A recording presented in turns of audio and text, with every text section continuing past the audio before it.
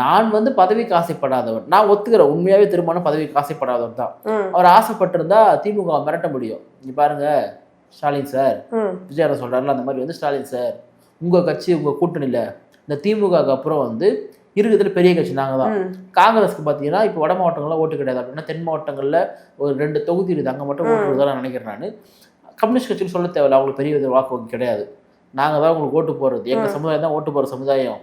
நீங்கள் என்னை பகச்சிக்கினா வெளியே போயிடணும், வெளியே பண்ணி நீங்கள் தோற்றுருவீங்க. 100% தோற்றுருவோம். விசிகாவை ஜாதி கட்சின்னு சொல்லுவாங்க, அப்படி சொல்ல மாட்டேன். விசிகா சமுதாயத்திற்கான கட்சி, தமிழ் மக்களுக்கான கட்சி.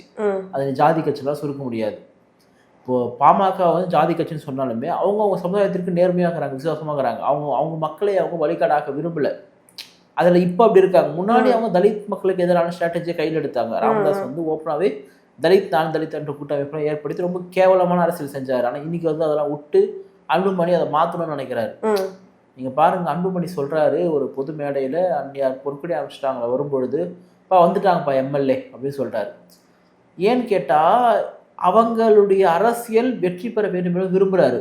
இதில் இன்னொரு பக்கம் பார்த்தா பட்டியல் சமுதாய மக்கள் மத்தியில் நமக்கு செல்வாக்கு வேணும்னு சொல்லிட்டு அன்புமணி நினைச்சாலுமே கூட அதை சொல்லணும் இல்லையா? இப்போ நான் திரும்ப அந்நியார் பொறுப்படி ஆரம்பிச்சிட்டாங்க ஆதரவாக தான் இருக்காரு, நான் இல்லைன்னு சொல்ல. ஆனால் அவங்க ஜெயிக்கணும்னு சொல்லுவாரா? அவங்க வெற்றி பெறணும் அவங்களுக்காக பிரச்சாரம் பண்ணுவாரா? இது வந்து ரொம்ப முரணாக இருக்கலாம்.